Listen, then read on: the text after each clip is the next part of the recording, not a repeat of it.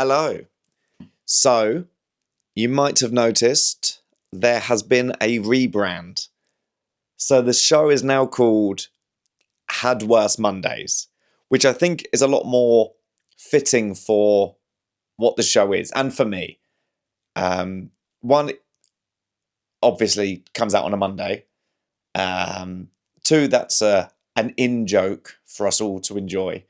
And I think it's just a better name. Basically, it was called Sip Happens, and the reason for that was I previously started. It was going to be like a YouTube chat show called Sip Happens, where I would sit down with a guest each week and talk about something that is their cup of tea and something that isn't their cup of tea while we have a cup of tea. Anyway, a nice idea, but it was once a month having to sort a record date, and then I had a cameraman come over because there was a 3-camera setup and production assistant. It gets a lot. Anyway, I stopped doing that. And so when I thought I would just start a solo podcast, Sip Happens seemed a sensible idea because I'd already paid for the branding, basically, and it was going to be me sat here with a cup of tea. However, I didn't ever really love the name for the podcast. Right up until the first episode went out, and then even as the last few have gone out, I've just thought, I don't really love it. I guess it makes sense, but I didn't love it anyway. Just the other day when I posted about it on the Monday, I just thought it would make so much sense for this to be called Had Worse Mondays. Everyone can enjoy it. It comes out on a Monday. It's an in-joke. It's a bit of fun. Anyway, so here we are with Had Worse Mondays. So, some news. I am going to New Zealand later this year and Australia, but just for one date. The Australia date is Adelaide because I couldn't get Adelaide to work last time I was there. So there has been some people asking why I'm not going to Melbourne and Sydney and Brisbane and Perth. One, I did all those before. Also, since I was there, that was last April, I've been on tour with this show, so I haven't written another. It would just be the same show. What you do is you write a show and then you tour that show, and the reason is the show's then called something. This one's called The Sunshine Kid. If people come to that show, if I go back to a town or a city with it, they know they've already seen it. And then I know when I do my next tour what jokes I have done and haven't done in each town and city. That's what makes sense as a comedy tour, just for the audience as much as yourselves. I think there are still some people that think people turn up and just make up the entire show every night. There are, of course, every night is different, but you have like an idea of the story you're going to tell or sort of the jokes you're going to tell, just so it's got some sort of togetherness. In fact, I have filmed it, and I just had some very nice messages from my friend Sean, who directed the recording, and he's seen it and said how much he enjoyed it. So the problem is I can't put it out yet because I've got dates coming in New Zealand and Australia in, I think they're April or May. I should definitely know this. Let me have a look. Let's just see. What dates am I doing? Blimey, sorry. Just looking back at my own post. May the 2nd, Auckland. May the 4th, Wellington. May the 7th, Christchurch. May the 9th, Adelaide. So that will be lovely. A lovely thing to do in May. Although it's not their summer. It's the opposite. So, although I imagine probably just right for me. I love autumn. And I think is that going to be around their autumn? I guess it would be going into their, yeah. So actually, yeah, I take it all back. Perfect. I was previously messaging with the ex-Prime Minister of New Zealand, um, Jacinda. And is it Jacinda Ardern? Ardern. I think I used to say Ardern, but it's Jacinda Ardern. And I said that I'd be going out there, and she said she'd come along. And then, but she was the one that said, weather-wise, you've not picked the best time. But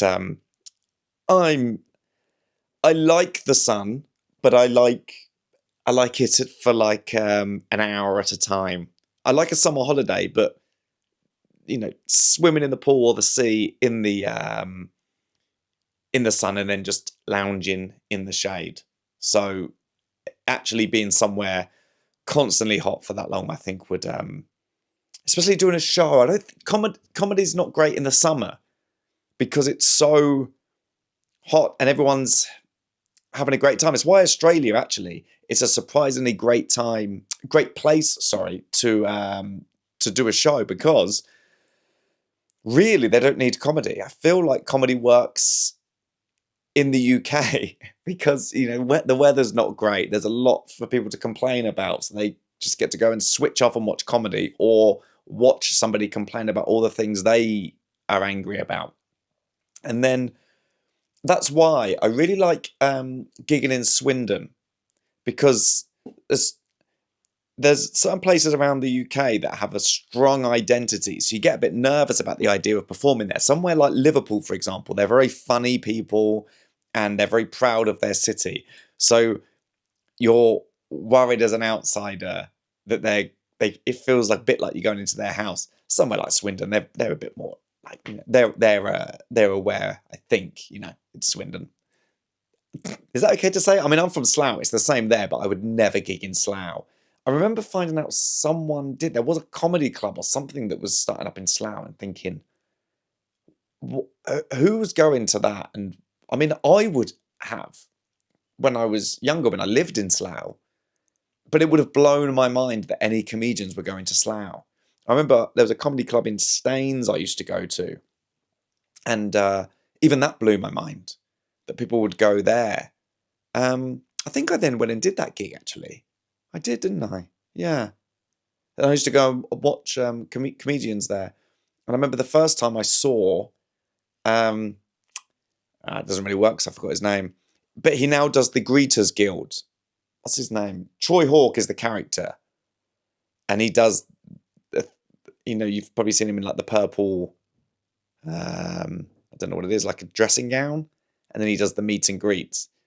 And I saw him there doing, he came on twice as two different acts. One time he was himself, then it was like an ode to his grandfather that was a comedian or something, so it was a character. I can't really remember, but yeah, that was, I guess, one of the first live gigs I ever went to. It's weird when you go along.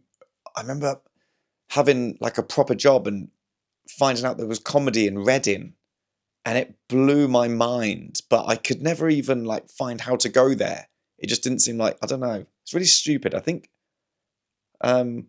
people are very confused about comedy anyway still, I think. It's becoming more and more popular in that it's sort of going up there with like music, as people following certain people and going to see them live. And I guess you've got podcasts now, so you can be more like a fan of a comedian.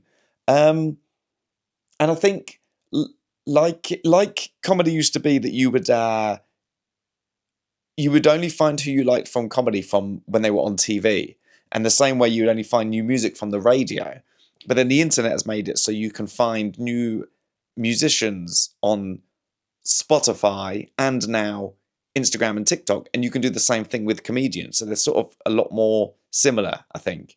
And again, like me talking about going back to Melbourne, Sydney and Perth and Brisbane, because I've already been there, the big difference is if you went to see like the Arctic Monkeys, you'd want them to do the hits, and you'd want them to do the ones you knew. And when they go, and here's something new, most people are going, yeah, cool, yeah, that's great. But I sort of wanted to come and sort of sing along and sort of shout the songs in a room with everyone else.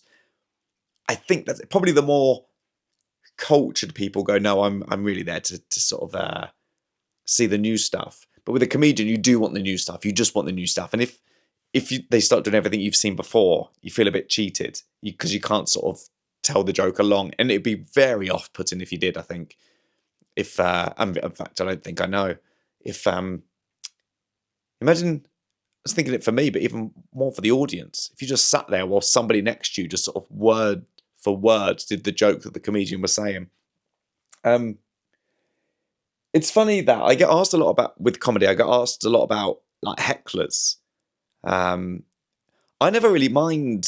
Sometimes it's annoying. It's annoying if it doesn't really happen that much for one, but it's annoying if what they're saying is just irreverent, it doesn't sort of make sense. That's the worst one.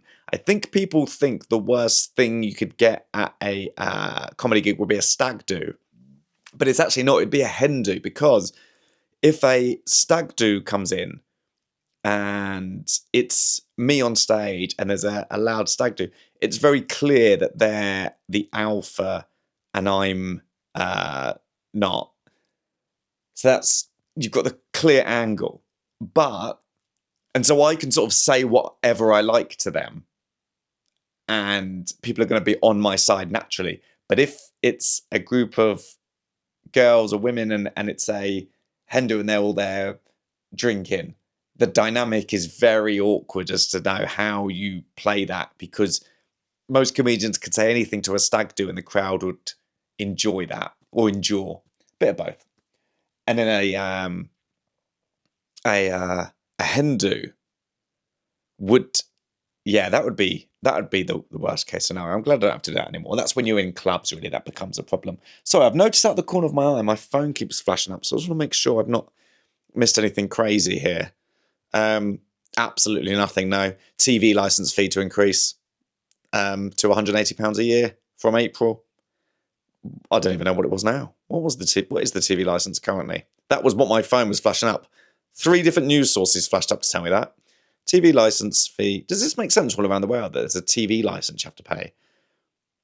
It currently costs £174.50 and it's going up to £180. Well, you're going to have to improve your output then, because currently most of it is absolute rubbish. Again, thank God for the internet.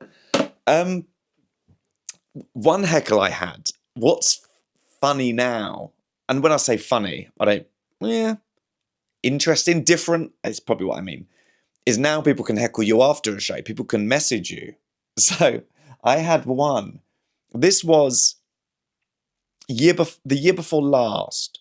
I was supporting Michael McIntyre, and we were doing, I think, 2 shows in Manchester at one of the arenas there. Anyway, I came off stage, and usually it's very nice. You get loads of lovely like DMs from people who are there. Sometimes it's people who like back then it would be maybe people who followed me on Instagram and didn't know that I did stand up. I didn't know that I was supporting Michael, so they say, "Wow, I couldn't believe it when you walked out," and that's really nice. And then, sorry, I was going to take a sip of my drink. Usually this is when I reference the name of the show, but Had Worse Mondays doesn't really work with a cup of tea. But anyway, I'm just going to move the microphone over to the right quickly while I take a sip.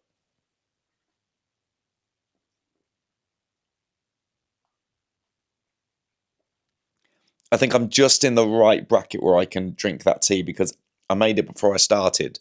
So I've been going for 14 minutes. And that's probably been sat there for 16. So that does seem a bit too long, doesn't it? But it's just okay. I almost left it too long. Anyway, so I came off stage in Manchester. And you get nice messages. And then I had one. And it was some guy. And he wrote, "You're SHIT." So what happens is, after I've been on, because we were doing a few nights there, I'm staying in Manchester. So it just means I go back to my dressing room. Very nice dressing rooms in Manchester, actually. Very nice sort of sofas to unwind. They had good snacks. It was a nice big dressing room. So I thought, I'm just going to lounge here. In fact, I could watch the show on a TV back there. So I thought, oh, great, I'll just watch Michael and I'll relax here before. So So I relax a bit before because there's an interval. And then when he goes up, I would go to like the side of stage with him and we would chat. Actually, when I come off stage, he would be there. He'd come out of his dressing room.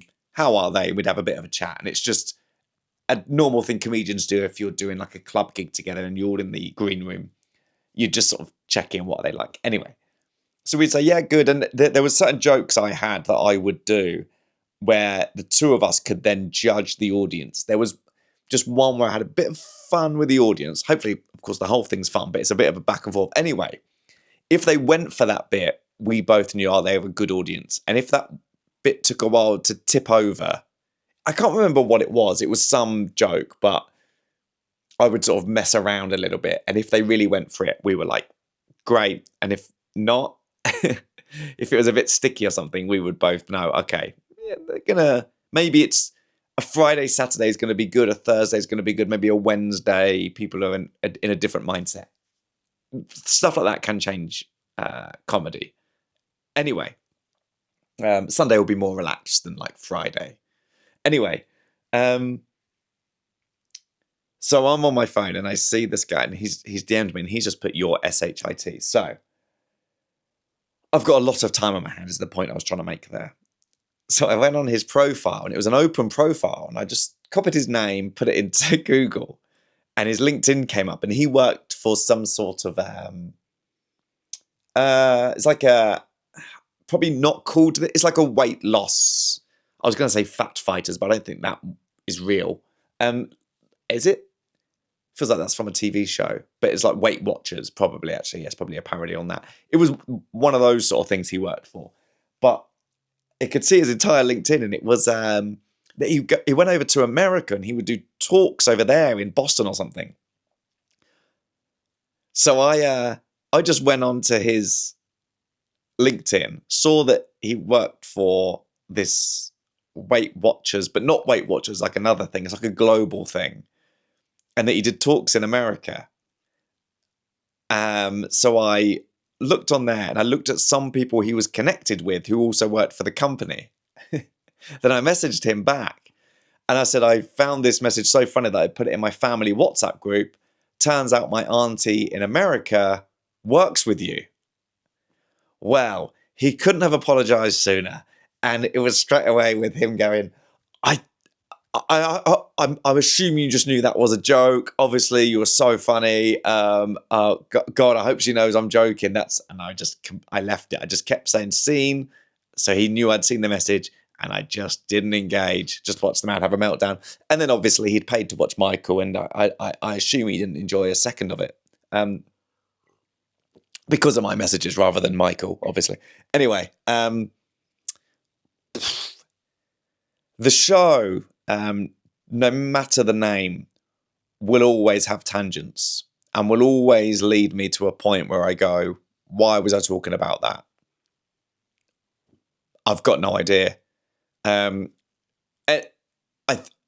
think it was comparing musicians to comedians, something about comedy in Slough, and the tour, why I'm not going back to certain parts of Australia.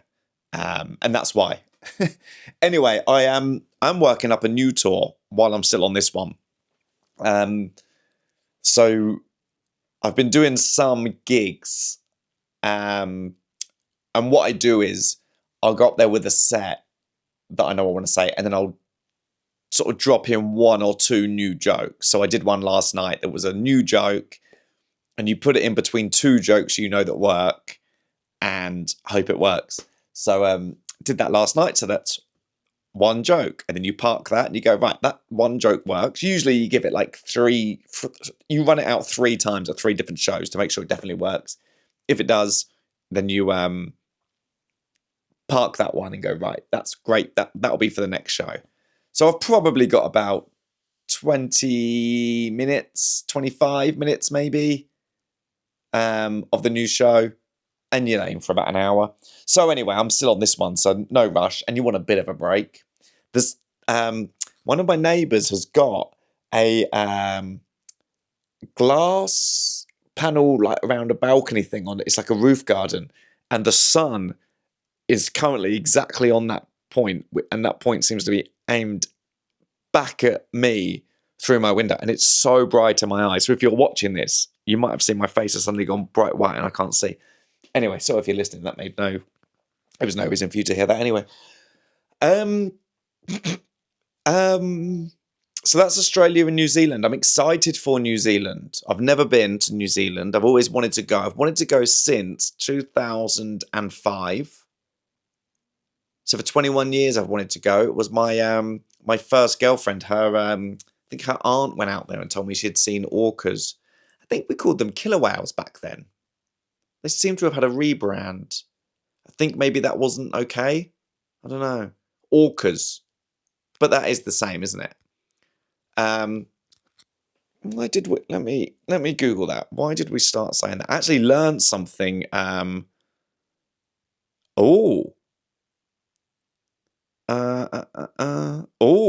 So I've just had a message from one of my favourite authors, Lucy Foley, invited me to something. Oh, I'll open that in a minute. That's exciting. She is. She writes amazing books, by the way. If you're looking for a book recommendation, she writes these books where must have a few on my bookshelf behind me. I've got one here, The Paris Apartment. That was can you imagine if I looked back and I had none? But I think I've got all of hers. The Midnight Feast, The Paris Apartment. She wrote Guest List, and The Hunting Party was the first one. Where is that? Anyway, these books, they all start where you know that somebody has been murdered, but you don't know who, and you also don't know who did it. And then the books always go through first-person perspective of all the characters. So one of them, The Hunting Party, was set in the Highlands in Scotland, and it's a load of old university friends who meet up for New Year's. What's it called in Scotland? I know it's not this, but I want to say something like mahogany. New Year's in Scotland. What's it called? I know it's not mahogany, by the way. Sorry if you're in Scotland. What's it called? It's got another name, isn't it? What's it called? What's New Year's called in Scotland? Hogmanay. I think you can make the same word. You can make mahogany with that, I think. Hogmanay. So they're there for that, and you know someone said, and then as you read it, there is a reason that maybe everyone would have to want to take out someone else in that group, and it's great, and they're all like that. So that one was set in the Highlands. One of them, the guest list, was set on an island off of Ireland at a wedding. The Paris Apartment probably speaks for itself. And then what was that one? Midnight Feast was set at this like luxurious sort of holiday place down in the coast in the southwest of England. And she's writing a new one, but I don't think I'm allowed to talk about that yet. But I assume that's what the invite's for. So that's exciting. Sorry. I just saw it come up on my phone. And then I was going to Google, oh yeah, why did we start calling them orcas, not killer whales? Please say I'm not the only one to Google this. Hopefully killer whales isn't like really offensive. The shift from calling them killer whales to orcas began largely in the 60s and 70s. Oh, okay. I thought it happened in 60s and 70s. Can you do the hand thing for that? I thought it was 2005. Driven by a growing public appreciation for their intelligence, they are very smart. The rise of conservation efforts and the desire to remove a sinister, inaccurate nickname. While killer whale is still commonly used, orca has become the preferred term in scientific and conservation contexts. They're not actually whales as well, so that probably is why that doesn't make sense. But orca. Anyway, they were my favourite. Loved Free Willy, obviously. Then Blackfish. Oh, I watched that documentary Blackfish in what year did I watch that? 2013. That's that's sad. that was sort of the end of SeaWorld, although I imagine 13 years later it's actually still going. So yeah, that crazy bit where one of the orcas just starts dragging the leg, and it's obviously showing I'm distressed and you treat me this way and I don't want this, so I'm sort of, he like grabs her foot and just takes her down to the bottom of his tank and then lets the go a bit, sort of playing it a bit like my cat does with mice in the garden. But yeah, it's a very sad documentary. So I'd like to go and see the orcas in their natural habitat, New Zealand. And I think there was, I'm going to have another sip before it definitely gets too cold. Wasn't there an issue after COVID where they'd had their sea back for themselves? So when boats started appearing, they started trying to tip them because they were like, no, we liked it when you weren't around. I think that's what was happening. Anyway, yeah, they're great. A lot of my algorithm on Instagram is orcas and sharks. Really scared of sharks. Really scared of sharks. I even had, not a nightmare, but I had a dream last night that I was in Greece, and there's not been a shark in Greece for, I think, 23 or 24 years. Let me have a look. Another Google. I remember when I went there on holiday, just double checking. But even then, as I'm swimming out in the sea, I'm still thinking, one is going to have to come back at some point, and it would be so annoying if it was when I'm here. Last shark spotted. You do learn a lot on this podcast. Last shark spotted in Greece. Oh, no. No. April 2025. Feeding on tuna. Just off Corfu. Oh, no. Then November 2025. Oh, okay. No, oh, no. 2024. Multiple juvenile white sharks. Then May 7th, 2024, shark was spotted in shallow waters at Glyfada, south of Athens. Oh no, I remember thinking it was like 20 odd years. I knew they were going to come back. Maybe it was that island I was on. I was on Milos at the time. Sharks in Milos. When was the last time? Yeah, that was it. There were fewer than 15 incidents reported in Greece in over 180 years. So it felt quite safe. But then again, these might be two things to think about here. They're not the man-eater kind, it says here. Shark sightings are very rare in Milos or the Aegean at large, and even those that are seen from time to time are not the man-eater kind. And then safe to swim, Greece travel on Reddit. Someone's put nah. Nah. Oh, what are they saying here? Nah. Nah. You know exactly where they're from when they've said nah. Nah. About 5 fatal shark attacks in the 40s and 60s in Greece. Last one was in 2003. That's what I would have read. The last attack was in 2003 on a free diving sponge diver. Don't know what that means. In Sardinia, one diver was killed in 2015. Yeah. I would just hate that to be me, and I go on holiday to Greece, and now I'm so scared of them, and I'd have a little panic every time I'm swimming out there, just thinking, what if there's one just watching me right now, and then my feet go all funny and I get scared.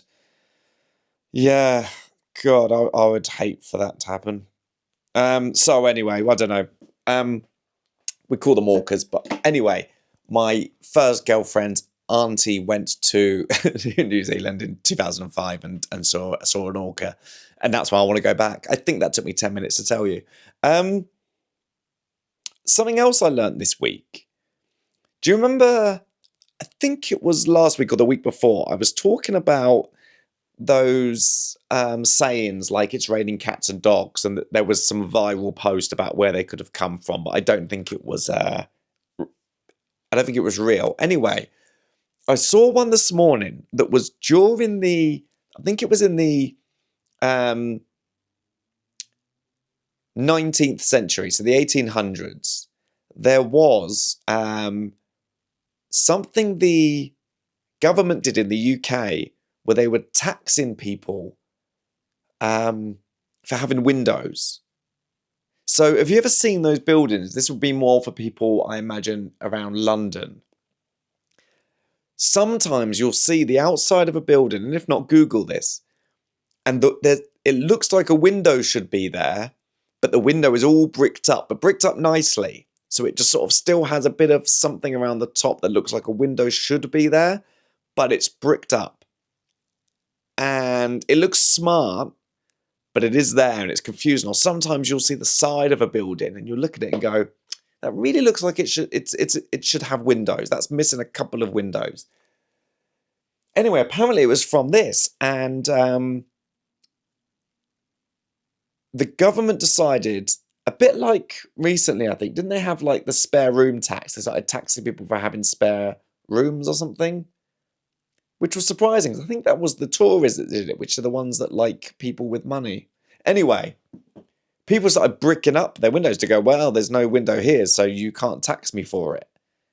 Then people in the comments were saying that's where the phrase daylight robbery comes from, that the government was stealing the daylight from your house, basically not allowing you to have it, or charging you for having daylight in your house.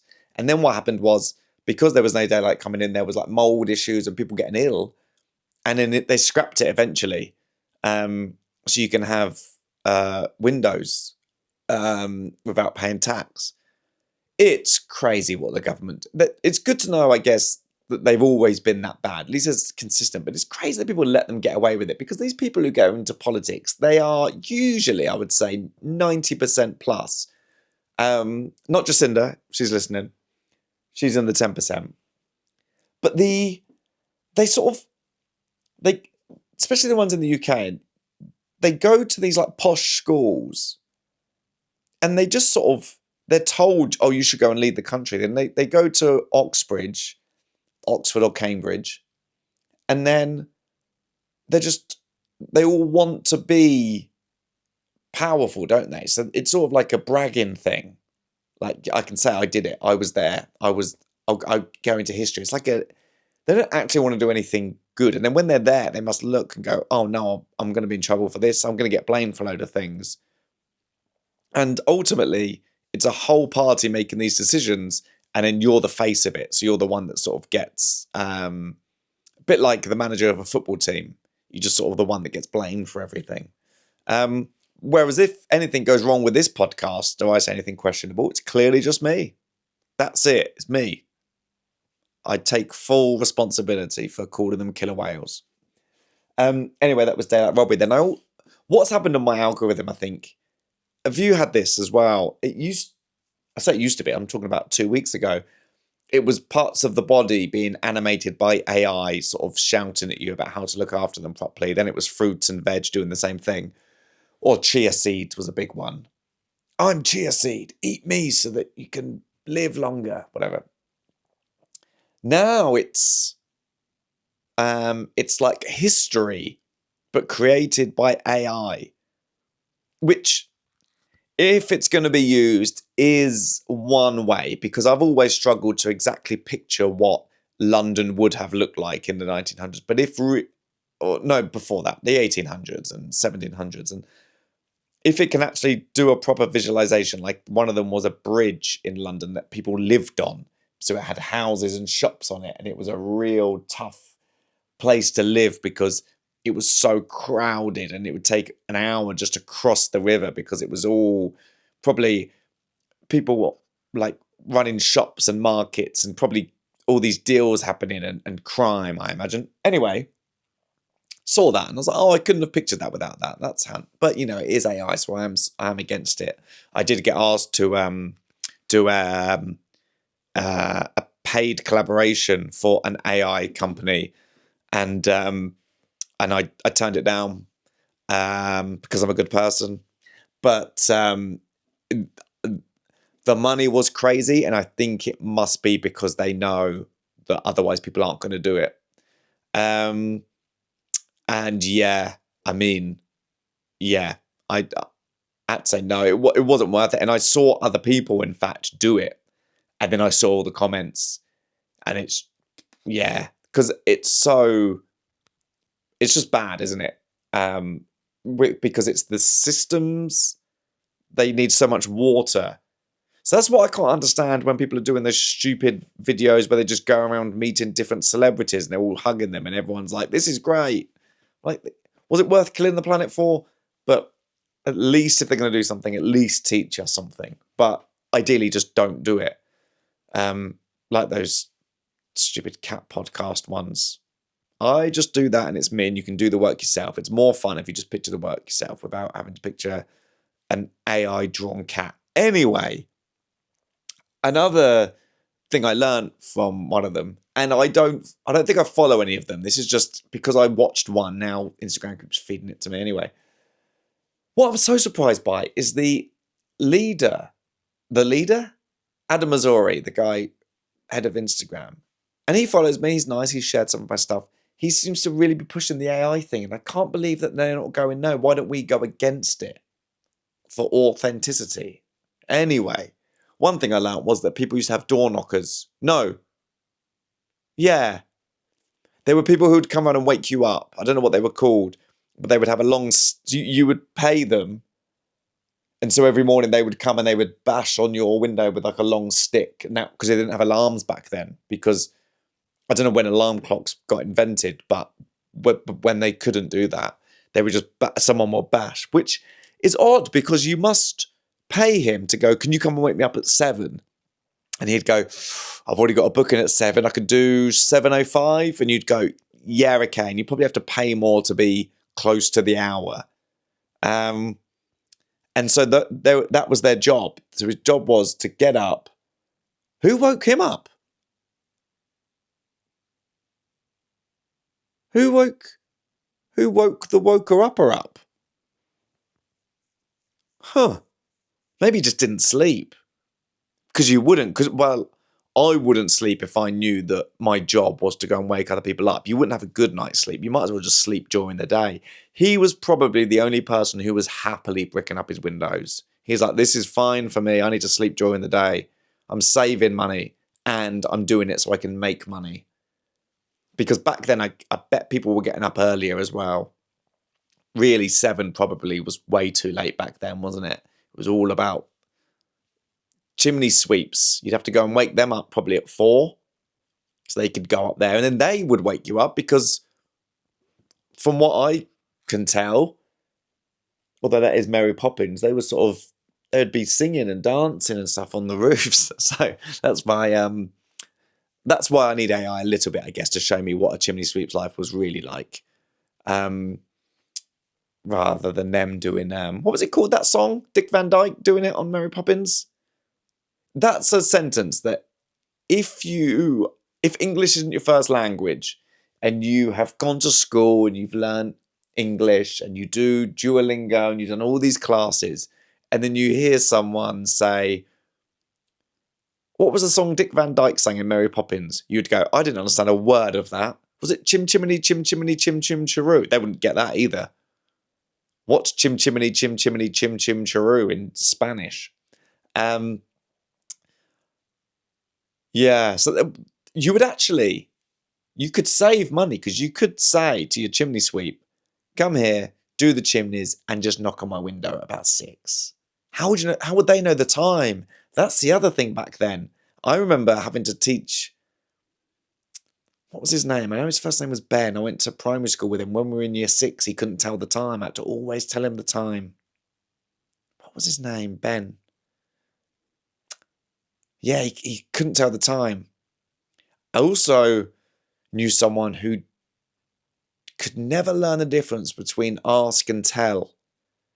So he would say, tell your mum if you can come over for dinner at mine next week. He would always do that ask and tell for him. I assume he's figured it out by now, but there's little things. But then again, I called it mahogany. So we've all got things.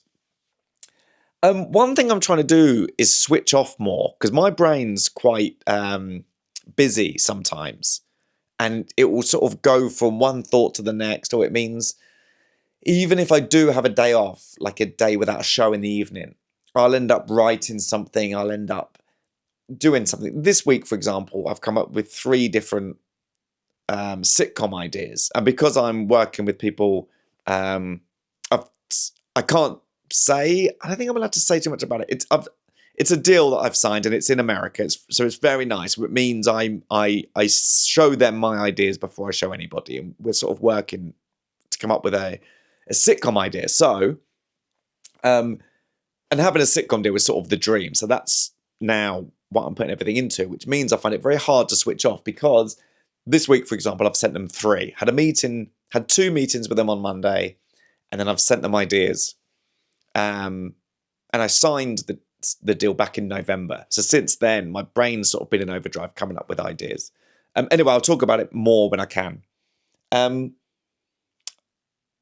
So it means that I just find it hard to switch off. So one thing I'm trying to do is just pick something to watch every week. Maybe there's like a film I should have seen. So send me your film recommendations, please. Last week I gave you one, which was Jury Duty. And it turns out everyone thought I was saying Jewelry Duty, because I got a fair few comments from people telling me exactly that they had to Google it because they thought there was a show called Jewelry Duty. Jury Duty. See, there's one of my things. Ask, tell, can't tell the time. Jury Duty. So that was something I watched. And actually, I think it was like an 8 episode thing. So that was, over a space of a week or 2, you spend half an hour watching an episode. And it means you can switch off just for half an hour every day. And that was great. And people responded and said how much they enjoyed it. But now I sat down the other day thinking, right, just watch a film. And then I didn't know what to watch. There's too much, isn't it? It's Apple, Hulu, Disney, Netflix, Amazon, 4OD, iPlayer. There's Sky. There's so much. So it's too much. So any film recommendations? Let me know if there's a film, just one per person. If you go, this is the film you should see. And if you want to get in touch, we're doing Spotify comments if you listen on Spotify, if you have Spotify. Otherwise, we're doing YouTube. I think everybody has those too. That's the best way to get in touch. So I put this out as a visual on Spotify and YouTube. So YouTube is a nice thing to do, actually, because you get sort of free content to put up there. And I'm not very good at YouTube. I don't quite understand it.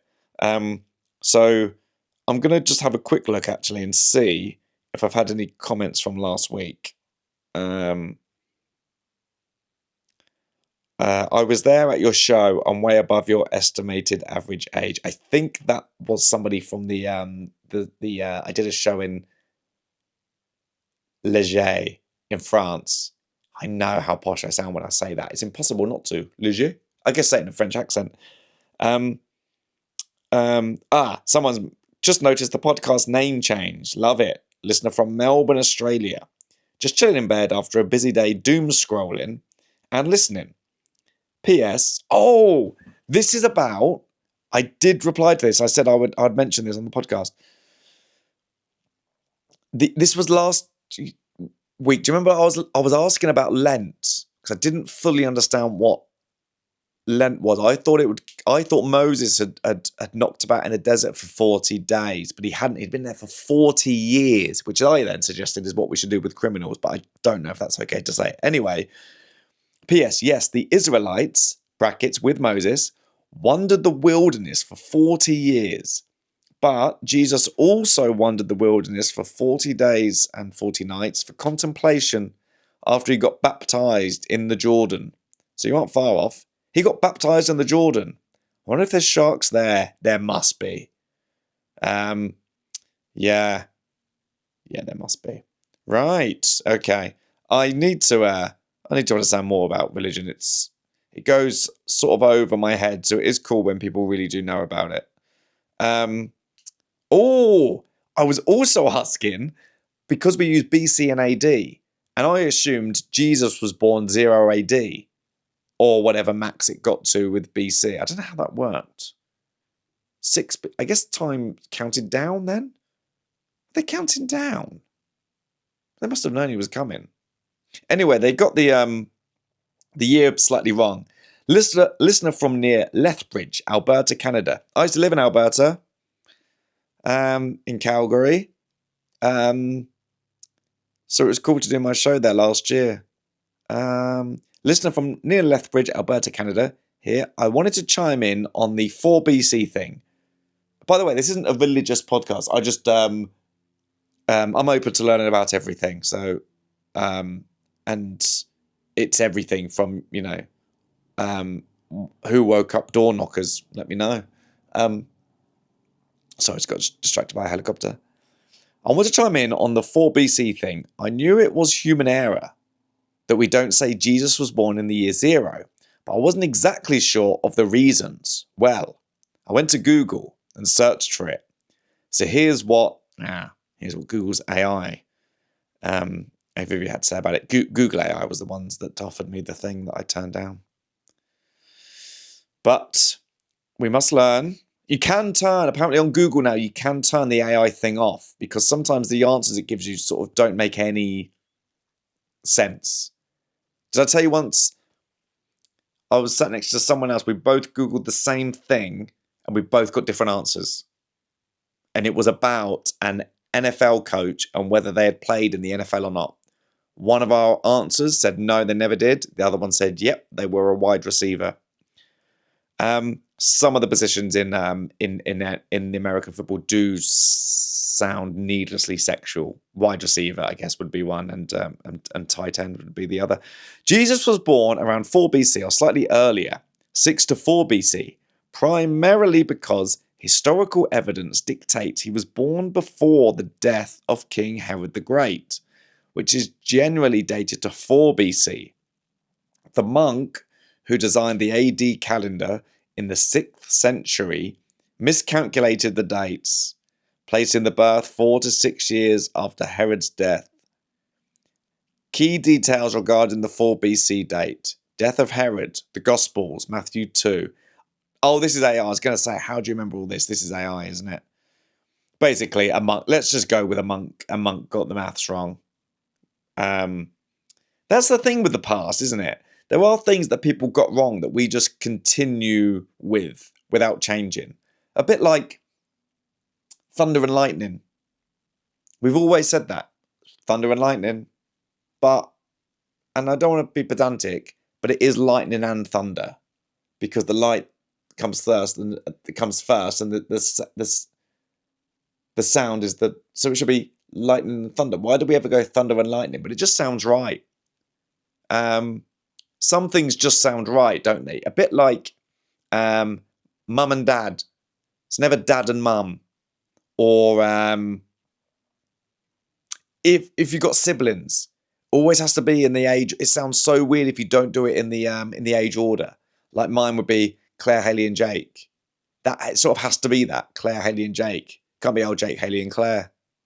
It sounds quite good actually, but it shouldn't be. Pepper and salt. Right and left. Left and right. They like that one more, don't they? What am I talking about? Anyway, I'm going over some comments. That's what I was doing, just to see, because I will always go over them. And I will try and reply to them all as well. Let's have a look what people were saying on Spotify. In case I missed anything. Oh, just 2 hours ago. Thanks so much for the suggestion of Jury Duty. I love it, and I'm binge watching it. So funny. A funny aside that I thought you would appreciate is when you were talking about it, I could only hear you say, oh, okay, here's another Jury Duty one. And thought, what a strange name for a show. I felt pretty stupid when I found it. Don't feel stupid. That was all me. And then last week I was talking about Carluccio's and someone said they're actually going to Carluccio's for the first time. Let me know how that was.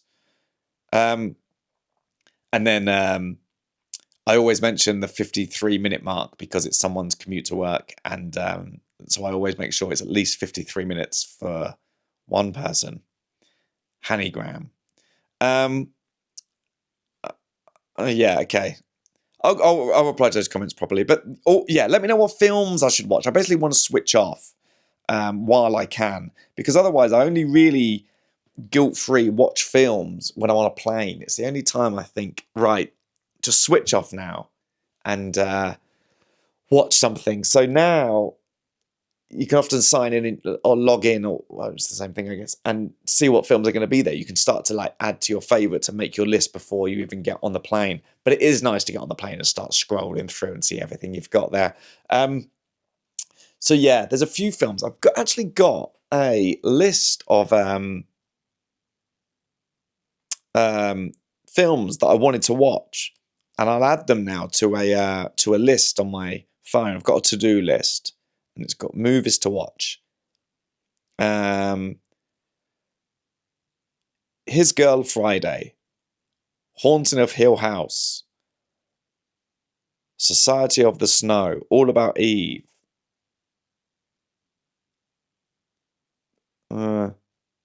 There's a few, yeah. Shakespeare in Love. Do you know, I never saw that, but I remember Maidenhead Odeon, where I used to go to the cinema, and I used to work there. In one of the toilets, it had a whole bit of script from that on the wall, so I'd read it every time I went for a wee. Sorry. I watched that one, Inside Llewellyn Davis. Great. There's loads on here that I need to watch. Cool Hand Luke, Assassination of Jesse James by the Coward, and I've finished writing it there, but I think it was called something else. Things to Do in Denver When You're Dead. They're sort of, I watched 12 Angry Men the other day, and I love that one. So yeah, I just want to watch films I should have watched. So let me know what your favourite film is, and I'll watch it, please. It's just a way for me to switch off a bit. Still going on my book, Lonesome Dove, but that's a big book. I'll grab it. Hold on 1 second. Sorry, this is only really working if you're watching, but I'll just grab it. So this is it. So this is the thickness of it. How many pages have we got here? Okay, I'm trying not to read the last line. 843 pages. That is a lot, actually. And I'm absolutely loving it. But you can read and read and read, and then look and not feel like you've made a dent. But that is great, and it's a nice Western. So I like to think I'm pretty cultured with my books back there. But yeah, I've got loads I want to read, actually, which is why I can't do the Bible or Harry Potter at the moment. Anyway, we're coming up to the 53-minute mark, so I'm almost done. It's the Super Bowl. You'll know now who's won, if you're interested. There'll be a lot this, I imagine, online with the Bad Bunny thing. So Bad Bunny's doing the halftime show. And last time was Kendrick Lamar. And I loved it. That one song he did, the Drake song. God, that's good. That was I missed all that. I don't know how people kept up to date with that. That was like a big sort of rap beef was happening, wasn't it? Where the two of them just kept making songs and sending them out. And it was like a battle. And then this one just absolutely blew everything out the water. It's so good. Anyway, to do it on the halftime show, I mean, he won that one then, didn't he? But I don't fully understand what was going on. Anyway, that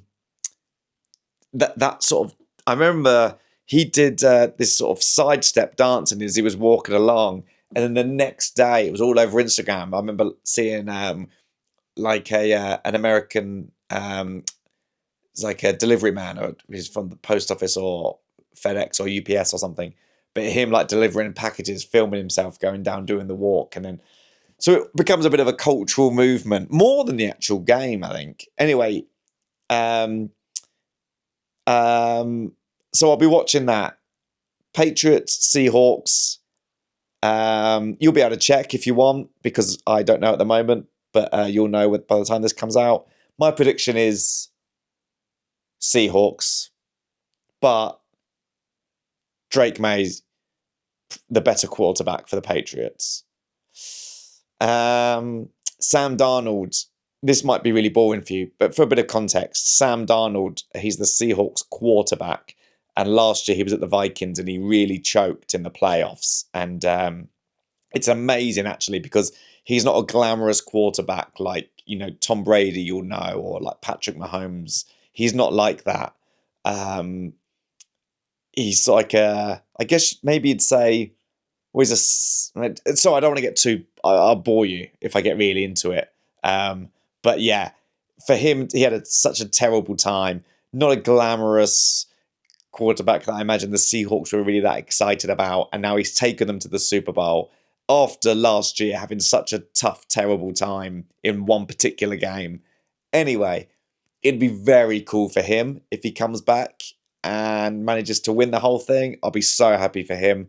And if not, it's quite amazing that what the Patriots have done, and I like Drake May. But my money, if I had to, it would just be on the Seahawks. Anyway, sorry if that got a bit boring for you. I could really talk about American football longer than most people would probably expect or definitely want. Anyway, thanks again for listening, for watching. If you want to get in touch, YouTube comments and Spotify is where you'll find me.